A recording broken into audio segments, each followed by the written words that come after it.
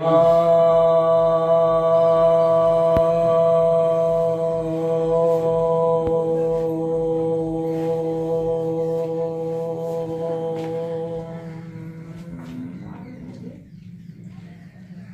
सभी भक्तजनों को सप्रेम नमन।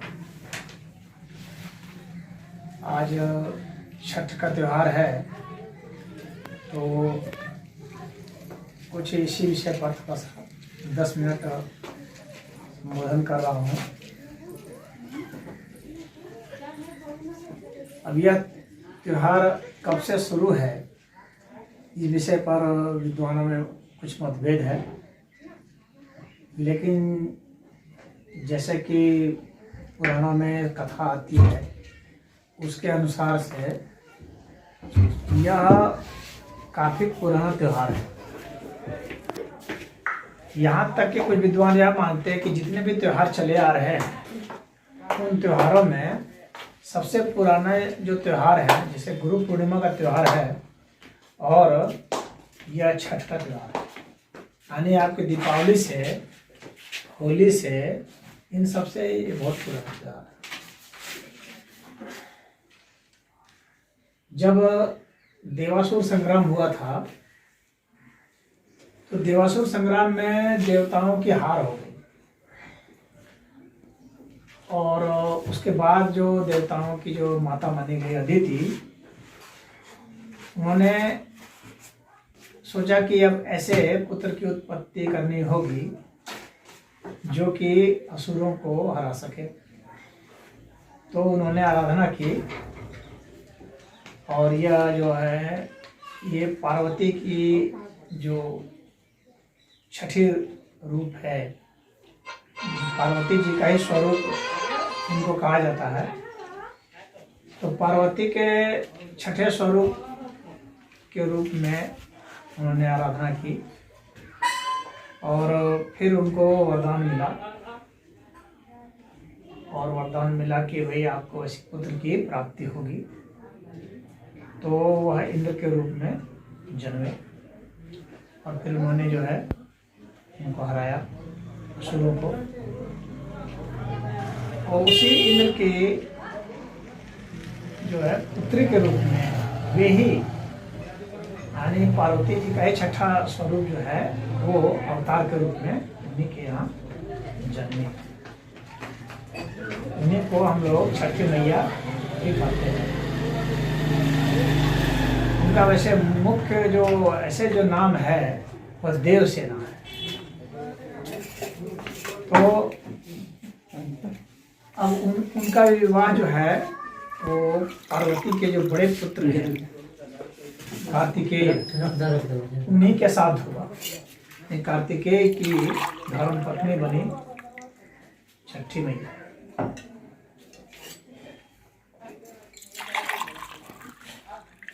पुत्र प्राप्ति के लिए जितने भी व्रत त्योहार किए जाते हैं उनमें से इन्हीं को श्रेष्ठ माना गया। माता सीता ने भी छठी मैया की आराधना की थी और उसके बाद जब भगवान राम आए रावण को हरा करके, तो दीपावली के 6 दिन के बाद फिर जो है राम और सीता जी ने फिर आराधना की उसके बाद। और सीता जी ने तो पहले ही आराधना कर ली थी, वो बिहार में किया गया था। बिहार में कोई मंदिर है सीता जी के ही नाम पर, सीता चरण नाम है उस, वो मंदिर अभी भी जो है मतलब तब से परंपरा से अभी चले आ रहा है। तो वहाँ पर अभी भी आराधना होती है, इसलिए बिहार में ये बहुत लोकप्रिय रहा। इसके बाद का जो वृत्तांत आता है तो उसमें आता है कि जब पांडव सब हार गए अपना राजपाट, तो फिर ऋषियों ने कहा द्रौपदी को कि तुम इनकी आराधना करो, छठी मैया की। तो फिर उन्होंने आराधना की द्रौपदी ने, फिर उनको राजपाट भी मिला, फिर संतान भी हुई और उसके बाद से ये परंपरा जो है और प्रगाढ़ होकर चलती आ रही है। जो पर्यावरणविद हैं उनका कहना है कि हिंदुओं के जितने भी त्योहार मनाए जाते हैं उनमें से सबसे जो वातावरण को साथ में लेके चलने वाला त्यौहार है वो यही त्यौहार है, छठ का त्यौहार। इसमें बहुत सफाई से और बहुत सात्विकता से हिंदुओं के जितने भी त्यौहार हैं उनमें प्रदूषण आ गया है छठ को छोड़ करके। छठ जो है यही सबसे ज्यादा सात्विकता के साथ मनाया जाता है। बाकी सभी में कुछ ना कुछ प्रदूषण आ गया है। होली दीपावली में भी देखेंगे लोग दारू कोई पी रहा है, कोई जुआ खेल रहा है, यानी जो तामसी कर्म है उसको उसमें घुसा दिए हैं, कर रहे हैं। यही एक त्यौहार है जो कि शुद्धता के साथ मनाया जाता है। और एक गुरु पूर्णिमा मान लीजिए, तो ये जो त्यौहार है इनमें भी शुद्धता भी जारी है। प्रकृति की पूजा जो है उसको भी वैसे पगानिज्म वगैरह भी कहा जाता है पश्चिम देशों में, और प्रकृति की पूजा विश्व के सभी देशों में होती है। भारत में भी बहुत ज़्यादा प्रकृति की पूजा है, विशेषकर आदिवासियों में तो बहुत ही ज़्यादा है। जितनी भी जनजातियां हैं भारत की वो सभी प्रकृति पूजा करती हैं। तो और जो दूसरी जातियां भी हैं वे भी प्रकृति पूजा करती हैं। तो उसमें यह जो है प्रकृति पूजा का ये बहुत बड़ा उदाहरण है। इसमें कि वेद में जो सविता मंत्र पढ़ा जाता है, इसको गायत्री मंत्र भी कहते हैं, तो सूर्य को भी इसमें अर्घ दिया जाता है, तो सूर्य की आराधना भी इसमें होती है। इसमें जल तत्व भी शामिल है, जल से अर्घ वगैरह देते हैं। पृथ्वी तत्व भी शामिल है, वायु तत्व भी सारे तत्वों का यह संतुलन बनाने के लिए इसका है। तो प्रकृति का ही एक स्वरूप मान करके, क्योंकि पार्वती जो है वो प्रकृति का ही द्योतक है। शिव और पार्वती में पार्वती जो है वो शक्ति का द्योतक है, प्रकृति का द्योतक है। यानी जितने पदार्थ है और शक्ति है उसका जो प्रतिनिधित्व है वह पार्वती का है। यानी इन सारे स्वरूप को हम लोग पार्वती कहते हैं, और जो चेतन जगत है उसको शिव कहते हैं। तो यह जो पदार्थ जगत है, तो ये जो 5 तत्व बताए गए हैं, जल पावक गगन समीरा, ये 5 तत्व बताए गए हैं। लेकिन जो छठा तत्व है उसको छठी मैया कहा जाता है। जो पार्वती का जो छठा स्वरूप है तो छठी मैया कहा जा रहा है। ये छठा स्वरूप ज़्यादा महत्वपूर्ण इसलिए है क्योंकि इन 5 तत्वों का जब आप संतुलन बनाते हैं उसके बाद ही आपकी चेतना इतनी उच्च स्तर की होती है कि जो परम चेतन से और आत्म चेतन से आपका साक्षात्कार किया जा सकता है, आपका हो सकता है। तो परम तत्व में जाने के लिए, आत्म तत्व में जाने के लिए पांचों संतुलन, पांचों ये जो तत्व है भौतिक तत्व, इनका संतुलन बहुत जरूरी, इनका समभाव में होना बहुत जरूरी है। इनको जब हम सम करते हैं तभी हमारी ऐसी स्थिति आती है कि हम छठे स्वरूप में प्रवेश करते हैं पदार्थ के, और वह जो है वो करीब करीब ऐसा है कि अब आपको मिला ही देंगे, यानी शिव तत्व से मिला देंगे। तो ये छठी मैया का जो है वो है छठा तत्व, इसीलिए बहुत इसका महत्व दिया गया है। लेकिन ये इसी तरह से शुद्ध सात्विकता से ही और समता से ही यह संभव है, विषमता से यह संभव नहीं है। तो हम लोग में कैसे समता आए, इसका जो है उपनिषद और वेद जो है पहले से ही कहते आ रहे हैं। वेद में समता के लिए बहुत ही बड़े मंत्र हैं, कई तरह के 10वें मंडल में है। समानी व आकृति ही समाना हृदयानि वह समानमस्तु वो मनो यथा वह सुसहासति। यह वेद मंत्र है। इसमें कह रहा है कि हम जितने भी लोग हैं उन सबके मन समान, हम सबके हृदय समान, सबके भाव समान हैं, और सबको जो भाग मिले वह भी समान है, और सबको जो उपलब्धि हो वह भी समान। इतना बढ़िया समानता का मंत्र जो वेद में दिया है वो दुनिया में कहीं भी नहीं पाया जाता है।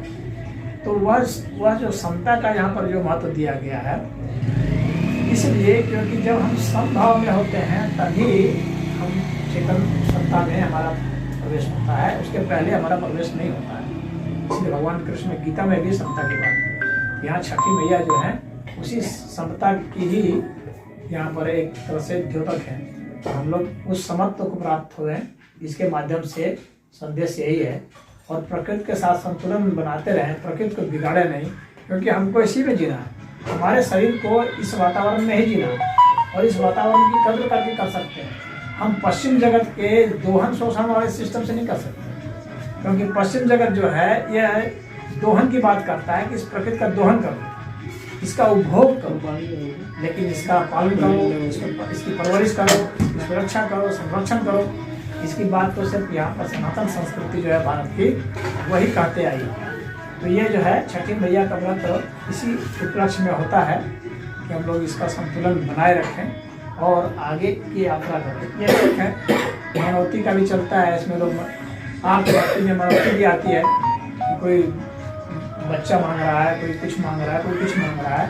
यह तो आर्थ भक्त का है, लेकिन जो ज्ञानी भक्त होते हैं, जो श्रेष्ठ भक्त होते हैं और जो भक्ति के लिए भक्त करते हैं वो ज्ञानी से भी आगे होता है। जो ज्ञान से भी मतलब नहीं होता है, भक्ति के लिए भक्ति करता है। तो वैसे लोगों के लिए भी यह है, कोई यह सिर्फ न सोचे कि यह सिर्फ मनौती का त्यौहार है। मनौती ठीक है, मांगने वाले लोग आते हैं, गृहस्थ लोग इतर जो है अभी मांगने की ही स्थिति में, सरकार से मांग रहे हैं, प्रशासन से मांग रहे हैं, हाँ भगवान से सब वो मांगने की स्थिति में है, क्योंकि इतनी भुखमरी उनके पास है कि मांगने के सिवा उनके पास कोई चारा नहीं है। वो सिर्फ मांगते ही मांगते हैं और अपने पुरुषार्थ से चूक जा रहे हैं। पुरुषार्थ पर भरोसा नहीं जब आदमी करता है तो मांगने की नौबत पर पहुंच जाता है और मांगने से कभी भी श्रेष्ठ नहीं मिलता। सदैव जो है हीन चीज मिलती है। मांगने से आपको महल नहीं मिल सकता, मांगने से आपको रोटी तो मिल सकती है, कहीं रोटी मिल गई 2 रोटी तो आपसे खा लेंगे, श्रेष्ठ चीजें मिलती है। तो मांगने की स्थिति तक जो है त्योहारों को पहुंचा दिया गया है। हम लोग के ऋषि मुनियों ने कभी भी इसे मांगने का उपकरण नहीं बनाया था। इसे तो बहुत हीन अवस्था के लिए माना गया था कि जो भी आर्त भक्त हैं, जो कि सचमुच में ऐसी स्थिति में है कि मांगने के सिवा कुछ नहीं कर सकते, तो उनके लिए वह है। लेकिन पुरुषार्थी लोग भी जब अपने पुरुषार्थ से चूकते हैं तो मांगने की स्थिति पर पहुंच जाते हैं। इन सब चीजों ने यही हम लोग को सिखाया है। मंदिर कभी भी मांगने के लिए नहीं था, भगवान मांगने के लिए नहीं होते हैं कि आप भगवान के सामने कुछ मांग रहे हैं। यहाँ पर तो बताया गया है कि आप भगवान हो सकते हैं। यहाँ आपको भगवान होने के लिए सनातन धर्म वेद ने बताया है कि आप कैसे भगवान हो सकते हैं, आप कैसे अपने को ब्रह्म की घोषणा कर सकते हैं कि हम ब्रह्मास्मि। तो यहाँ पर तो पूजा और प्रार्थना जो भी है ये भगवान होने के लिए, भगवता के लिए, न कि भगवान से मांगने के लिए। लेकिन जब आदमी पुरुषार्थ से चुकता है, पुरुषार्थ का मतलब धर्म, अर्थ, काम और मोक्ष, तो हम इसके लिए कोई पराक्रम ही नहीं करते हैं तो हमें न धर्म मिलता है, न ही हमें अर्थ मिलता है, धन से भी विहीन, धर्म से भी विहीन, और न ही हम कोई उपभोग कर पाते हैं, काम से भी विहीन। क्यों? क्योंकि हमारी जो इंद्रियां हैं ये भी तभी काम करती हैं जब हम इसके लिए पुरुषार्थ करते हैं। इसके लिए जब हम योग साधना करेंगे, खेलेंगे, कूदेंगे, व्यायाम करेंगे, पौष्टिक आहार लेंगे, तभी हमारी इंद्रियां भी काम करें। तो हम उसके लिए भी पुरुषार्थ नहीं कर रहे हैं, उसके लिए भी चूत हो जा रहा है। और मोक्ष की तो बात ही क्या है, मोक्ष तो बिल्कुल ही उपराम होने के लिए जब इन सबसे जो है हमारा मन ही भर गया हो और रुचि हो गई हो तब समता में जाएंगे। तो वह स्थिति तो हम लोग की, सामान्य लोगों की तो आ नहीं पा रही है। सामान्य लोग तो बस अभी मांगने की स्थिति में है। लेकिन इनको समझना पड़ेगा कि हमको मांगने से ऊपर उठना है, कम से कम काम तक उठना है। काम का मतलब है कार्य, पराक्रम, संघर्ष का। तो हम लोग जो है चेताने निकले हैं कि कम से कम संघर्ष कीजिए, अपनी अवस्था को बेहतर बनाने के लिए आप कुछ ना कुछ तो करेंगे। कि सिर्फ मांगेंगे और दूसरे को दोष देंगे, कभी सरकार को दोष दे रहे हैं, कभी नेताओं को दोष दे रहे हैं, कभी किसको दोष दे रहे हैं, स्वयं को कभी दोष नहीं दे रहे कि हमने कौन सा पुरुषार्थ करना छोड़ दिया जिसके कारण हम इस स्थिति में पहुंचे। तो हम लोग को उस स्थिति में जाना है कि हम पराक्रम की स्थिति में जाना है, पराक्रम से ही सब कुछ हासिल है।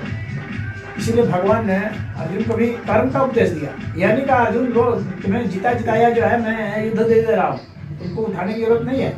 हर एक को युद्ध लड़ना पड़ा और गीता में संघर्ष की यही कथा है। और इसीलिए कथा है कि सबको संघर्ष करना पड़ेगा। साक्षात जब भगवान मौजूद थे तब तो संघर्ष करना पड़ा। किसी को भी फ्री में यहाँ कुछ नहीं मिलता है, फ्री में मिलने का कोई विधान ही नहीं है।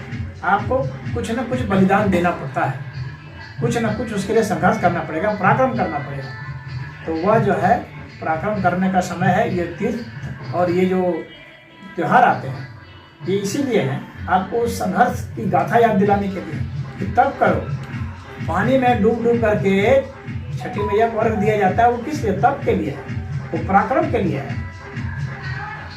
या पानी में आपको डूबना पड़ जाता है, इतना देर रहना पड़ता है तो रहिए, क्योंकि बिना उसके आपको फल नहीं मिलने वाला।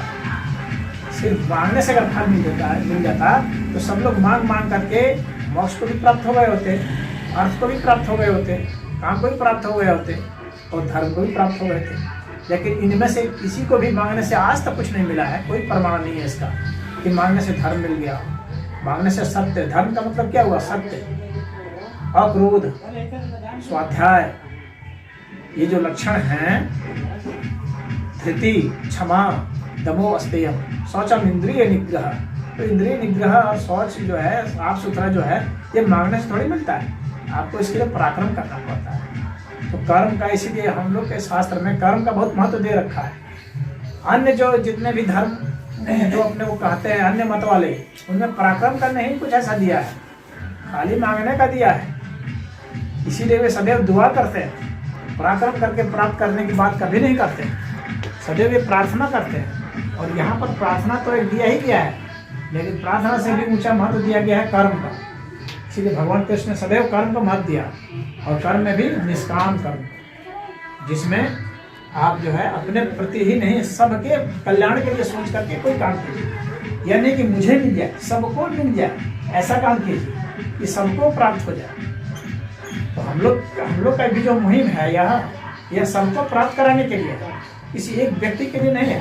एक व्यक्ति को मिल जाए, सबको मिल जाए, वैसा ही काम करना चाहिए, और उसी काम को निष्काम कर्म कहा जाता है। तो सबको मिल जाए, तो सबको मिल जाए वाले ही त्यौहार है।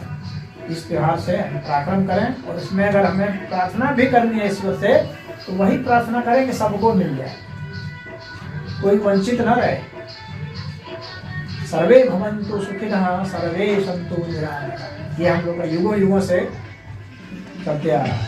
सर्वे भद्राणि पश्यन्तु मां कश्चित् भाग बढ़े, सबको स्वास्थ्य मिले, सबको शिक्षा मिल जाए, सब लोग सुखी हो जाए, किसी को दुख न रहे, सबका कष्ट दूर हो जाए, यही प्रार्थना हम लोग को करनी चाहिए।